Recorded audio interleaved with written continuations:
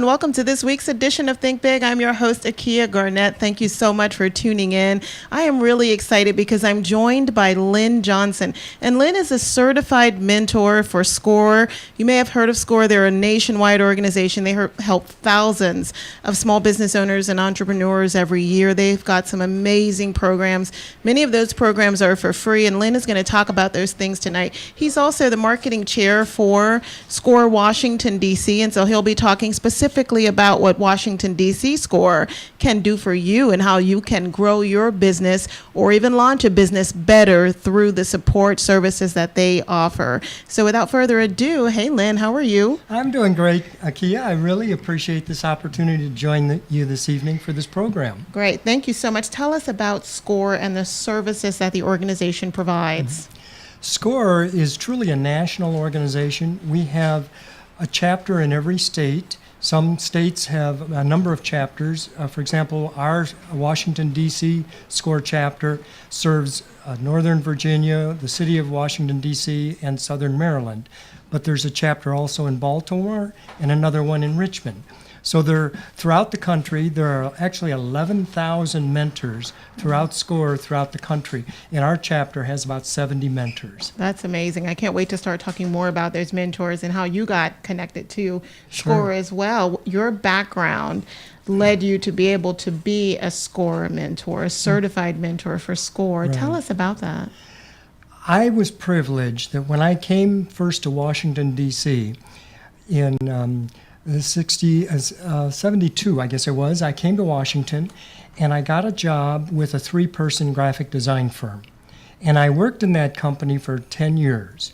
And the owner was in his 70s, and I took him to lunch and asked him what his plan was to retire. Could I buy the business? What was the opportunity? And so he said, well, let me think about it over the weekend. And so he came back to me on Monday and he said, I'll resign. I'll sell you the business on January 1st. And that worked out great for me. I ended up having, one of the challenges to buy a business is where do you get the capital to do it? Right. And in this case, I got a second mortgage on my house, and so I was able to write a check at the settlement table and give him his total payout. Right. But so right from the start, I had employees, I had clients, and I had work in progress. And so it made it a lot easier to make the transition. Right. Where a lot of people that are looking to start and grow a business, they're trying to figure out where they're going to get funding, how they're going to start it, where are their clients. And so in my situation, I had clients from day one. Right. And then I ran that business. Like I said, we started with 3 employees. I grew it to 15 employees. And in that process, I ended up getting a GSA schedule contract for advertising and marketing. Mm-hmm. We launched the Do Not Call campaign for the Federal Trade Commission. Yeah. Did branding for the U.S. Agency for International Development and Architect of the Capitol. So I had a portfolio of clients and contracts in the shop that had value. And then in 2009, I approached a few companies asking if they were interested in acquiring my company. And I got into negotiation and settled on one that made an offer that I thought was credible. But in that process, I had a SCORE mentor that helped look at the financial earnout potential of the deal. And with that, I had confidence that I was making a good choice. And so in that process, I went ahead, completed the transaction, and the earnout potential actually was in staying 5 years to get the value or percentage of the contracts that I brought in. Right. So that it created a revenue stream, and it gave me the opportunity to build a nest egg in that process. And then after 10 years, I said, well, enough is enough. I said, maybe I can be a SCORE mentor. Right. And so that's why I'm blessed. I've been pleased to have the opportunity to benefit from SCORE and now to give back to the small business community. It's so rewarding for me to work with small business owners and to see their dream, see them grow, and see them prosper. Wow. I mean, did you know, or did you have an inkling when you came to D.C. that you wanted to buy a business and to launch it the way you did? No, it was never an idea that I had. I had just gotten out of the service. I had been a photographer in the Army during the Vietnam era. And so when I came to Washington, all I wanted was a job. And my wife was looking for a job. She got a teacher's aide job. So I never had that dream or passion to start with. Mm-hmm. But having made the commitment of working 10 years for one business owner, and then he was at a point that I saw him looking close to retirement, that then I saw the opportunity. And it got to be a family joke. I'd come home and I'd say to my wife, guess what? And she says, oh, Mr. Todd's going to retire. I said, no, not yet. Finally, one day I was able to come home and say, yes, he's going to retire. And so it was an opportunity of a lifetime that I was so blessed to have. Wow. Well, I've not talked to a small business owner who does not want to grow. Some of them aren't ready to grow, of course. And I think many of them know when they are ready, even if they have the desire to do so. How do you break into that conversation to help them determine whether or not they are truly ready for growth? Well, a small business that's a startup has to have a growth plan and a vision for growth, or they're never going to succeed in business. And so in my private, and I would say this as a SCORE mentor, all of our mentoring is private, confidential conferences. And in those, I draw on my own background and give them ideas on how to really fine-tune their business plan and how to approach marketing for their small business. But it's often a case of that's a focus of the conversation. Right. And because we were a marketing company, I had some ideas on how to market. But I had one story that I think is especially relevant. When I ended up buying the business, and then I was faced with generating new business, I was member of a professional organization that it was the Art Directors Club in Washington. And in that membership, I would go to meetings where I saw my peers. Well, one day I realized I was talking to my competitors, not to my potential clients. Right.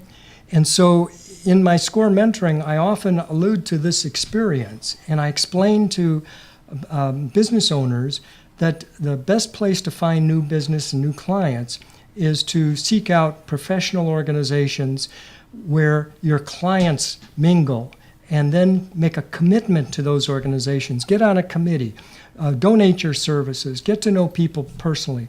And frankly, that's how I met you. Right. I was a member of PRSA when I had my business. Yeah, it was great. They had a wonderful rooftop. Oh yeah, it was a lovely evening. It was a lovely event, and we kind of dominated the conversation. I guess so. Well, and that's what I'm saying is it's those personal opportunities that can become business opportunities, but don't approach it in a selling mode. Right. You have to be in a receptive mode to ask questions, learn about who you're talking to, find out about what angle or what perspective they're coming from, so you can speak to their interests, not your own. Right. I mean, how intense or in-depth does the coaching become per client that you're working with or per company that you're working with? And also, are you made aware of their most critical challenges before you're giving advice to them? How does that work? Well, the session, I get a synopsis of what their questions are when they make the appointment. Right.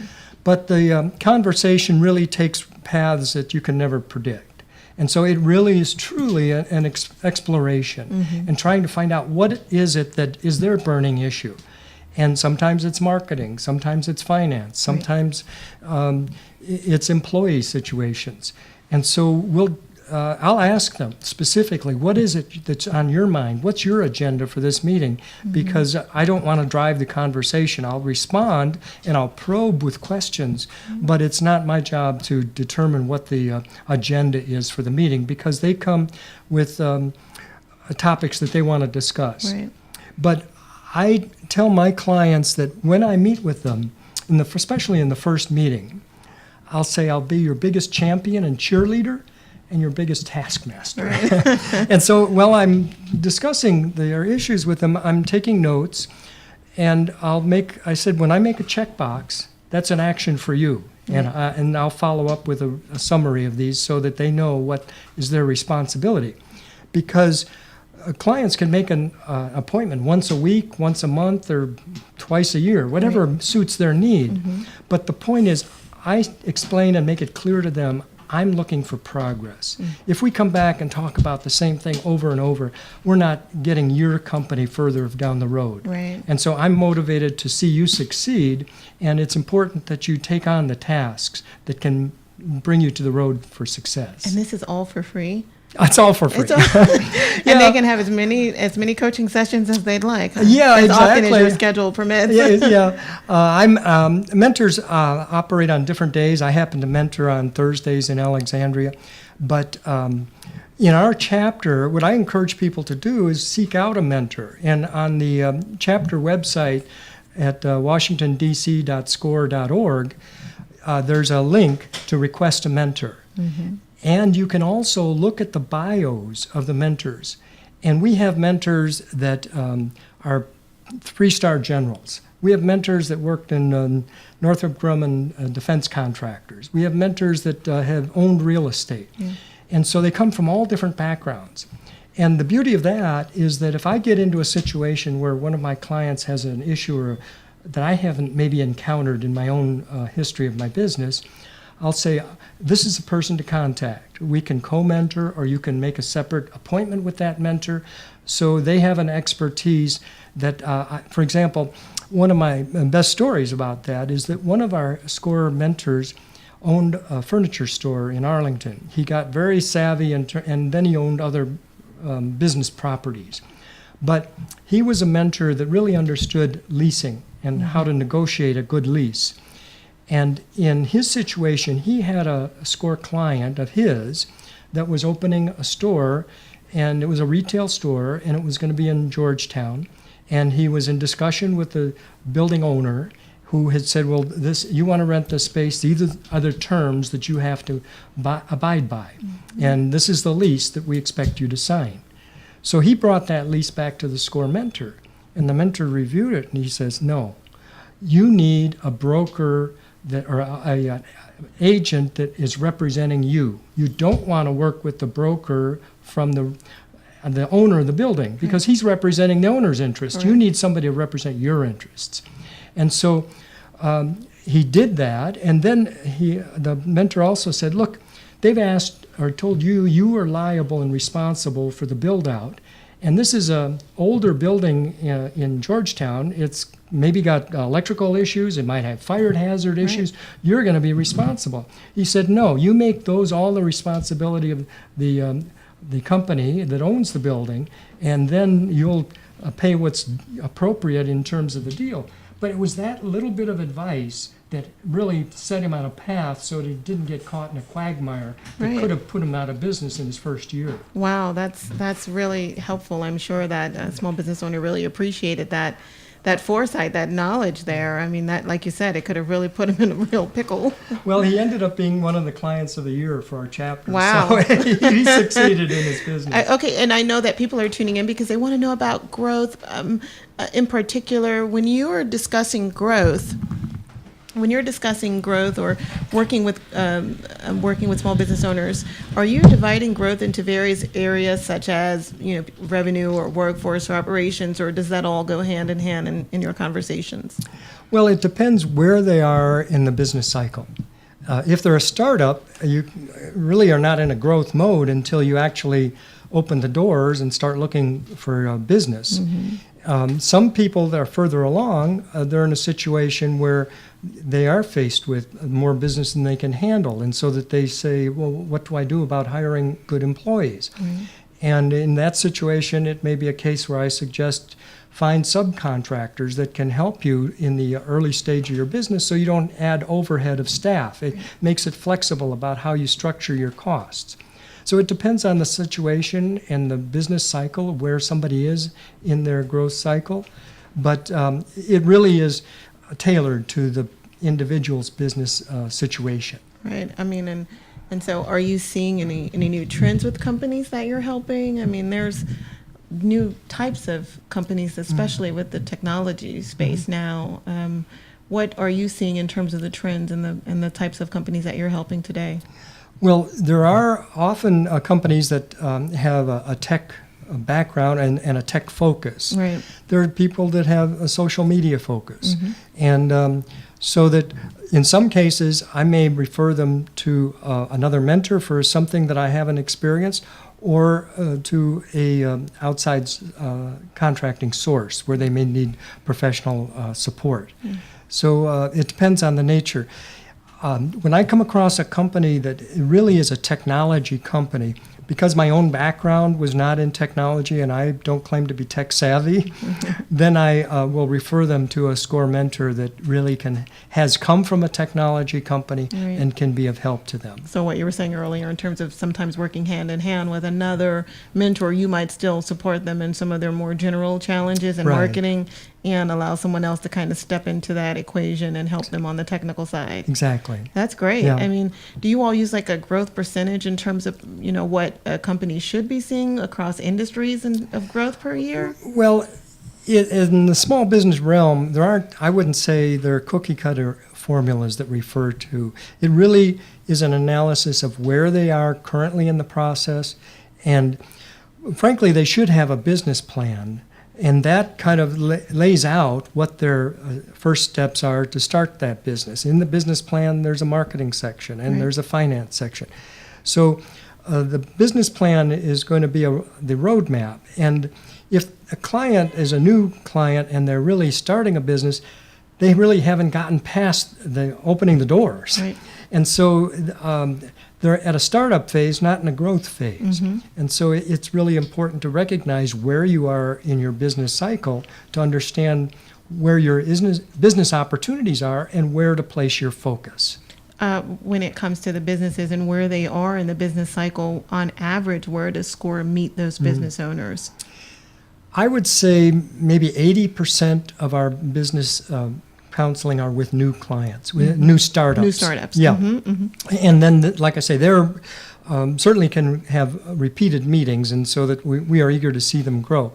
But that's often where we're getting this. The first encounter is with the startups. Some people find us through the SCORE website. Other people find us through the SBA because we're a partner with SBA. That we get a little bit of funding from the Small Business Administration, and so often people are looking to become a 8A certified company, and we have workshops about that. But it really the referrals often come from different sources, and they find us from different avenues. And you mentioned earlier when some companies just aren't ready for the growth, or they may grow a little too fast, faster than what they anticipated. Do you have any stories of someone maybe growing out of business or coming close to it? Well, unfortunately, I had a client that had been successful. They had some good revenues and some great accounts, and then they, I believe, overextended in terms of buying new technology and equipment. And then they became somewhat underwater because the contracts didn't continue to roll in at the pace that they had hoped they would. So they had liabilities on paying for equipment that they had bought. And they couldn't return it. And so they ended up getting into a situation that they had to decide, could they sell it, or were they going to close it, or what their situation is. So that sometimes it ends up in just closing the business if they've really overextended themselves and can't make a go of it. So you've seen that then where, wow. Yeah, I have. And that's the minimal. I mean, unfortunately, that's not the traditional way, the path that we see with our clients. But reality is that it happens. Yeah, it happens. How long on average does SCORE work with businesses? What our motto is for the life of your business. Oh, wow. So that's where we start with businesses that are startups, and we work with growing businesses. And then, as in my case, it was an exiting or selling a business, so that it can be the life of your business. And this I love the statistic that SCORE has out there. Small business owners that receive 3 or more hours of mentoring report higher revenues and increased growth. Can you share anything about that? I don't have statistics specific to clients that I can share, but I do have confidence, as SCORE National has done surveys and tests for that, and then they also have data that they collect on how many business startups that have been started in a year and how many employees those businesses hired, so that there's data on the SCORE national website, score.org, that really lists some of the results that mentors across the country have had. Wow. I mean, do you all have a chance to network amongst yourselves as mentors as well? Since you said, what are there, 70,000 across the country? Well, we do, once a month, we meet as a chapter, and we great. have a chapter meeting, and there we'll share stories, and we'll get reports on how many mentoring sessions we had, and actually, from a first session, the client is encouraged to answer a survey, and I always ask them to respond as honestly as they can, and so that we'll get feedback about from the clients that have been mentored in a month. And it's always good. Also, we have at the chapter meetings with the mentors from the chapter come together, where we get to hear more about what other mentors are doing, what kind of challenges they're facing, what kind of recommendations they've given.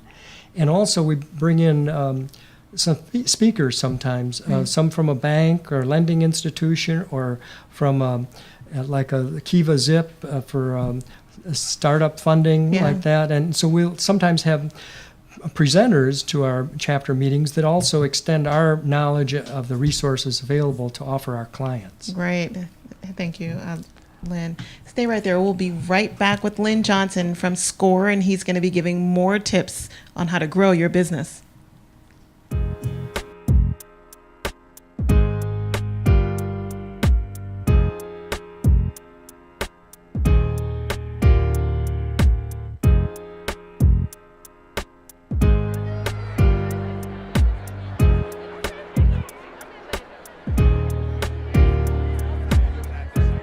The Black Student Fund has been around for more than 50 years, and it served as an important resource for many, many families in the area who may not have always felt welcomed to independent schools. For school heads and administrators like me, it's a bit of a party and celebration coming to this, not only seeing other school personnel, but to meet so many families, some of whom have traveled from a distance, and I think they know that this is the one fair where they're going to see all the schools in the area. Independent schools are such a wonderful resource for all the families, but particularly for families of color who may not have necessarily access that we need them to have. So this is a place where you can literally see every kind of education possible in the independent school world. So we have to give everyone an equal playing field. Black Student Fund allows us to do that. We provide more insight into the admissions process, which has become more complicated than 50 years ago, so that families understand what they're going to have to do to actually apply to schools, complete the testing that's required for admission to the schools, and to position themselves for the financial aid process. What I'm trying to get out of it is just basically making sure that I can give him better than what I had when I was growing up, and giving him a better start and the best education that I can give them all. Luke is a special kid. He's pretty advanced, so we were looking for something that's affordable that we could get him in. Today is a day when people learn that there is hundreds of millions of dollars of financial aid that's given out by these schools. Today is a day of people making connections about their dream for their kids. I would say that the Washington, D.C. area may have some of the most diverse independent schools in the country, and I think there's a direct link with the Black Student Fund. I think it's been transformative for many individuals, but also for the schools.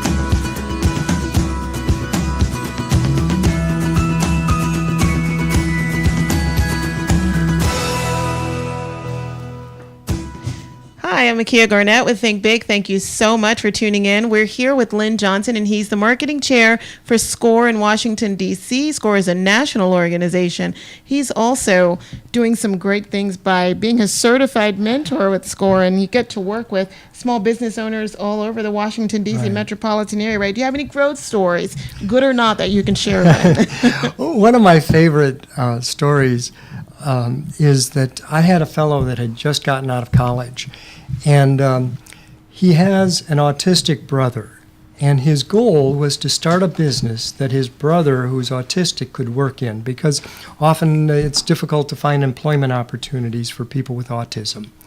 And so in this case, he had done his research of his business, and so he started with a business concept when he first came to me. And he explained to me that he had found a company called Freight Farms that takes recycled shipping containers, and they outfit them with plumbing, with electricity, with air conditioning, and racks so that they can grow produce inside the shipping container. And I'd never heard of this. And frankly, our mantra is you never challenge and tell somebody it's a dumb idea. Right. But it wasn't a dumb idea at all, but I was puzzled by it because I never heard of it. I didn't understand it at the beginning. So I probed him more, and it wasn't that he had dreamed up the idea of putting the hardware in the shipping container. He had found a company called Freight Farms that he could buy the shipping container from that had all of the equipment in it. And so he then made a commitment to buy it. He did get a loan to put the down payment on it and to get the equipment he needed. And then he started his own marketing, and he had been in touch with George Mason University. And so he showed me his business plan, and so I reviewed that with him. And then I also reviewed his website and made suggestions on how he could improve the website, and then also reviewed his logo and his marketing materials. So when he said he had an appointment to meet with George Mason University, and they have a program for special needs kids. And so they have a commitment to that mission. And he also saw an opportunity to potentially hire some kids from the university as interns in his business as well. So he made a presentation to them, and they were so impressed with his business model and his goal to support the autistic community. He then went on to have the opportunity. They introduced him to Sodexo, who was the food service provider for their dining halls. He met with them, made the presentation. They said, "We love your idea. We'll buy all the produce you can grow." Wow. So from day one, he had a market for his produce. That's awesome. You know, that's an example earlier of different types of industries, such as the agribusiness. I mean, and that's becoming more and more popular now, where you've got entrepreneurs who are going into lines of businesses that, you know, people might not be as familiar with. So having to have someone like you help them fine tune the marketing and make it make sense, especially considering you didn't understand what it was about in the beginning. So that's great. Can you give another tip, the next big thing that small business owners can do? Well, I want to give you a couple other success stories that I think are relevant. Okay. And actually, I would say to prove the success of Zaponic Farms, in 2016, it was selected in a national competition as the award winner for the Small Green Business of the Year for the nation. And so that was really a feather in his cap. And these actually are on the SCORE website. You can look at the success stories on washingtondc.score.org. But another client was from another mentor, and they started a company called Barkley. And Barkley was a dog walking app. And so, again, this is a very unusual business concept. Yeah. But they had this idea that people that have pets sometimes work late. They can't get home to feed the dog, and so that the dog, there might be a problem when they get home. And so they felt like there was a demand to have dog walking on demand. Right. And so they created an app that people could register, much like Uber, that you could call for a service on so you wouldn't have to schedule it in 3 months in advance. Right. If you were working late and you'd already signed up with this organization, they had a lockbox on your door, much like a real estate agent has, with the key to your house so that they can get access.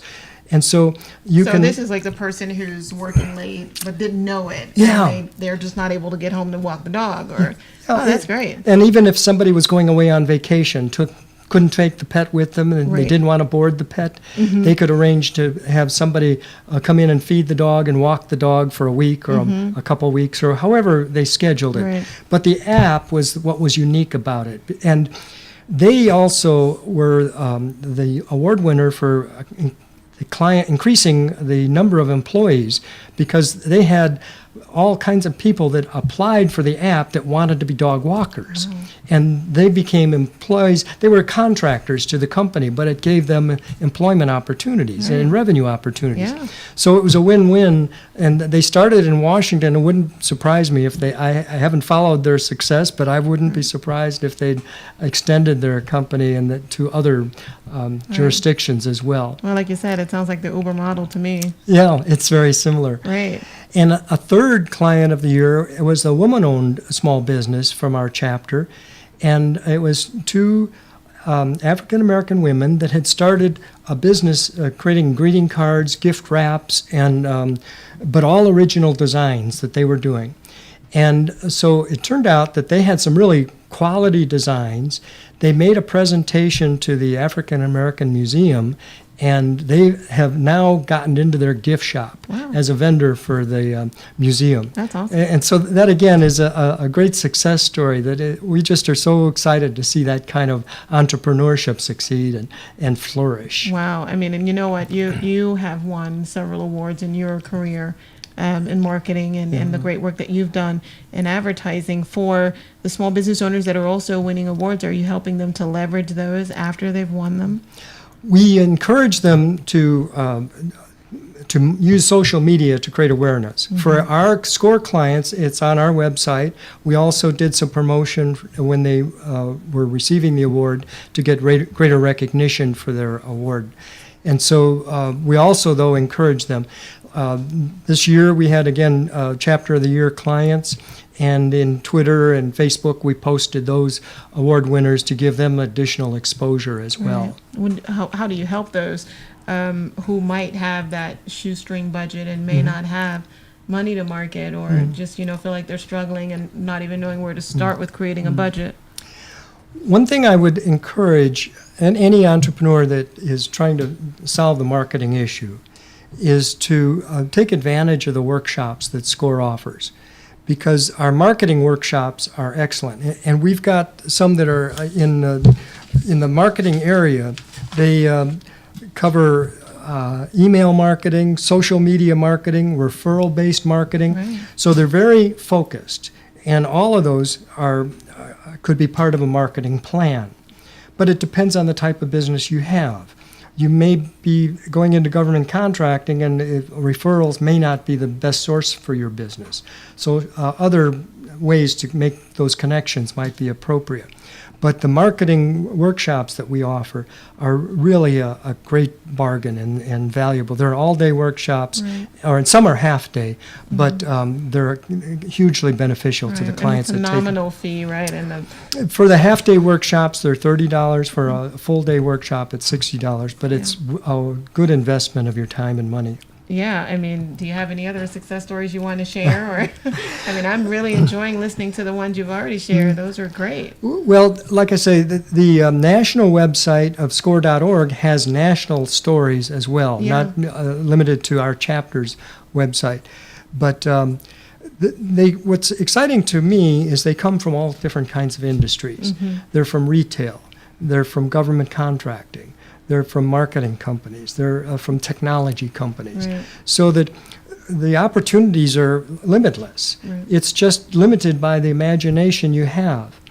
But something that I would say that's important in choosing what business you go into is that it's best that you have some knowledge, and so that you're not trying to learn the business, that you have some experience working in a business, or have relatives, or it's been a family business, or whatever the connection is, so that you're not reading a textbook to try and figure out how to be a real estate agent or open a brokerage company or whatever it is, that you have you're prepared to do the business and execute on the business before you try writing a business plan for a business that you are doomed to fail if you don't understand the business yourself. Right, and it's similar to the model that you had, right? I mean, you were a professional in your area of expertise, and you were able to buy into, that, and that's partly why you were able to just be up and running right away. It made a huge difference in my success because there was, like I said, clients in the house under the tent, and it was then a case of growing the business. Do you see small business owners leaving growth opportunities on the table?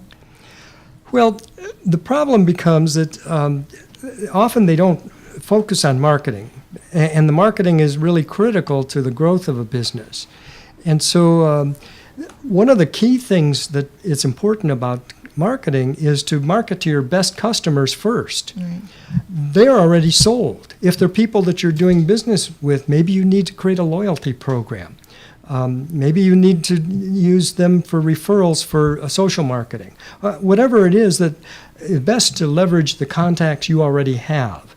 Then look to build your network. And sometimes I'll tell people about networking, depending on the type of business they're in. I've even said go to meetup groups. Right. And forget about buying the drinks, but go to a meetup group that's relevant to your business, and that you might find people that have an affinity to what you offer or can share experiences. The other thing that I would also encourage people to do is look beyond. Sometimes a business owner is limited to what they can handle in terms of their business. Quite honestly, in my own situation, I had grown, my own background was graphic design, and then we became a marketing company. But when I got my first big government contracting opportunity, I read the RFP, and I knew that I could do part of it, but I couldn't fulfill the whole request for proposal. Right. Now, this goes back to where I said networking, and I was a member of the International Association of Business Communicators. And so I had gone to a luncheon where Sheila Tate was presented, and she was talking about how her company, Powell Tate, did the awareness campaign and the celebration for the White House Centennial. So I thought of her first when I got a request for proposal to create a centennial campaign for the wildlife refuges. Right. So I thought of Sheila first, and I called her and I said, Sheila, I have this request for proposal. It needs a public relations component. You're a PR company. You've done centennial campaigns. Would you be interested in partnering and being a subcontractor to us? And the company, Powell Tate, Jody Powell was Jimmy Carter's press secretary. Sheila Tate was Nancy Reagan's press secretary. So they had political connections. But the point was, she said, we'd love to partner with you. We don't have a GSA schedule. Now certainly they do, but at the time they didn't. Right. And so I said, well, I need you to write the PR part of the proposal because we don't have that expertise, but obviously you will do all the work that comes under that PR umbrella. So they were happy to write that part of it. And in that process, frankly, I learned more about how to write a PR proposal because I learned from an expert by partnering with that expert. And at the end of the day, I think actually, there's one part of that story that I think is worth telling, is when we went to do the preliminary presentation. It was because we were a marketing company, the government wanted to meet us, and so we had prepared a little video that we were going to show about the refuges. And so we're setting up the projector, getting ready to start the presentation. But Jody Powell, who was Jimmy Carter's press secretary, he was over there, and the people in the room started asking him. You see, Jimmy Carter, he was a duck hunter, and he started talking about how he duck hunts on the refuges. So he got on their wavelength before we even turned on the projector, and they knew that he knew their wildlife refuges. And I have to believe that sealed the deal before we even finished the presentation, because he was such a charming fellow and knew so much about the refuges that's also an important aspect of making a sales pitch, is know your client, understand them, do your research and homework before you try and pitch them, and so that you're qualified to answer their questions. Right. When you're working with small business owners, what do you think is stopping the majority of them? Is it the marketing? Is it the lack of capital? Is it the lack of being, experienced in the industry where they are? Well, it's all of those, but capital is a big barrier. A lot of people, they're looking for funding, and they think that they're going to get startup funding. Right. And basically, it's important that you have at least 3 months of capital in the bank that you can live on, because you're not going to have business from the day one, and in 6 months is even better. But some people think that they're going to get a loan for the entire startup cost. It's very unlikely. People want, banks and lenders want to see some level of experience and history, and a financial statement that shows that you have the wherewithal and staying power to survive that first 6-month period when you're trying to find new clients. So capital is a big issue. Marketing is a challenge, because what happens in small businesses is the owner becomes all things, all hats. They have to execute the business, they have to plan the business, they have to do the marketing, they have to do the accounting, and that's the challenge. Now, in my situation, I was fortunate because we were a marketing company. We knew how to market ourselves, but at the same time, it was a challenge in terms of the getting the new clients and building that network. Right. And when I talk about networking, I also talk about that situation of looking for how you can partner with companies to fill the gaps that you have. Right. And that was the case I did with the government proposals, was finding successful partners that had credibility that could extend our capabilities. And then you also walk into those potential partnerships with something to offer them as well. Right. I mean, it's in that part. I think some small business owners and entrepreneurs, especially those that are new to networking, may not understand that part of the equation. That it's kind of not gimme, but it's kind of saying, here's what I have. What can we do with this? Exactly. Yeah, it's important that it's a win-win for both parties. Right. The other thing I stress about marketing, and this is something that doesn't take a lot of time to work out, but it takes a lot of thought. And that's to develop an effective elevator speech. And what I talk about in elevator speech is what you do, who you do it for, and what's in it for me. So when you're talking to me, I want to know not what success you're going to have by me working with you. Right. It's how are you going to make me successful. Right. And that's what I call the WIFM, is what's in it for me. Yeah. And so in your elevator speech, it shouldn't be so rote that it's the same thing for all people. Right.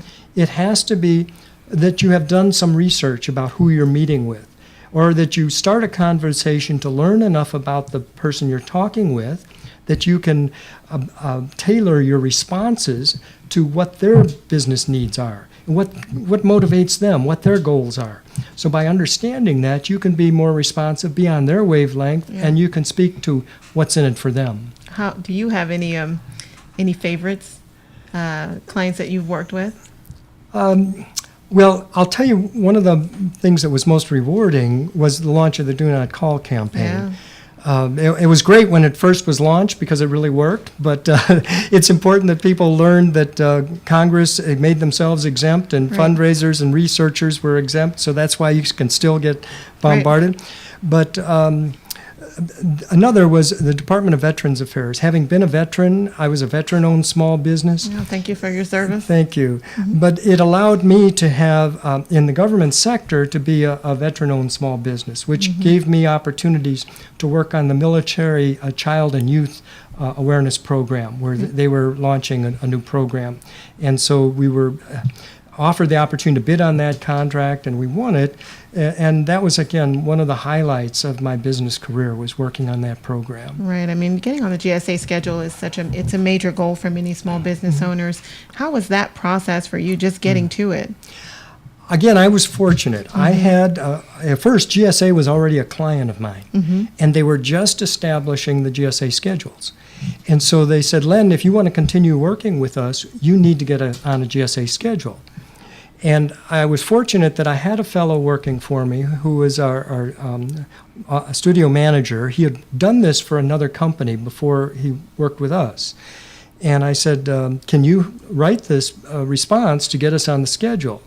And he said, sure, I've done it before. I think we can get on a GSA schedule. Right. And so he wrote that, and then I would contribute to it. But quite honestly, at that point, it was when GSA was starting the schedules.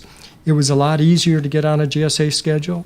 But there's a fallacy. A lot of people think, well, they got to get a GSA schedule. The Right. point is you've got to have been in business 2 or 3 years. I don't remember now the limitation, where you have past performance with commercial clients. If you're a startup, they don't want to talk to you Right. because they see you as a risk. They want to work with people who are proven successes. And so there's this misconception that a GSA schedule is a ticket to a government contract. Yeah. Well, frankly, one of the SCORE workshops is how to write a proposal, a government proposal, but also how to get on GSA schedule. Yeah. We offer workshops about that as well. But there is the misconception about that it's easy to get on, and but in my own mentoring, that's often how I approach people that are trying to sell to government. Right. I'll kind of show them how to use tools that are open to anybody, the Federal Business Ops, as example, the website there, Yeah. and how to find business opportunities in the government sector. And I'll show them how to search to find out what their competitors' rates are on GSA eLibrary. I mean, there's a lot of wealth of knowledge there about how to tap into the government market, having been there, and that's something that I think can be learned in some of our workshops as Wow. well. So when you took over business, when you bought it, and then when you left, what was the major difference there? Well, the big difference when I bought the business, we had no government work at all. And in fact, there was a cycle to the company. When I bought it, we had primarily education associations as clients. And they were great clients. The only problem was they generally didn't have large budgets. Right. Then I moved to trade associations, and we worked with American Iron and Steel, American Footwear, the Food Marketing Institute, National Association of Broads, a whole lineup of professional trade associations. And that changed our whole business model, and we started working with larger clients. But then when I saw the opportunity to get a GSA schedule, that shifted our model again. But it's important you're not so beholden to any one client. Right. Because if you have a guerrilla client, it leaves one day, it can kill you. Yeah. And so it's important that you really spread your eggs in many baskets so Right. that you can Kind of diversify. diversify. right? It's critical. Yeah, I mean, It- not just on clients, but like you're having that great balance between commercial and public, or it's also important, you know, especially if you're wanting to be, competitive in the commercial space. Yeah. Got to be able to show it, and vice versa for the government space. And I'll say that when I sold the business, we had contracts that had 2 to 3 years of life on the contract. Right. So there was the potential of, there were some contracts that we're already working on in progress that had value. Others that you knew you would be renewed. So there was a pipeline of Right. business. And so it was more secure business, and it was more projectable. Right. And that's why I was fortunate that it was a business model that allowed me to have an earnout that gave me the opportunity to retire. We need to have you back to talk about acquisition, because, even that and the clean bookkeeping that's required in order to Oh, sell yeah. your business, especially when you've got government contracts, is so important. And I Oh, think yeah. that, if companies are launching, or small business owners are launching, and they're thinking, I might want to sell this one day, you need to know that in advance, that, the bookkeeping requirements are very stringent. That's a good point, because it's when you go through that process of selling a business, you open the tent. Everything. And you had I was photocopying every file in my file cabinet. Yeah. Contracts that I had, contracts that copies of proposals, our client list, all kinds of data that was into that process. And so Right. it's important that you're very thorough and detailed in your record keeping. So what I'm taking away from this conversation, Lynn, is that networking is Yes, so critically it important. is. Get out there and make sure you have a great and polished elevator pitch.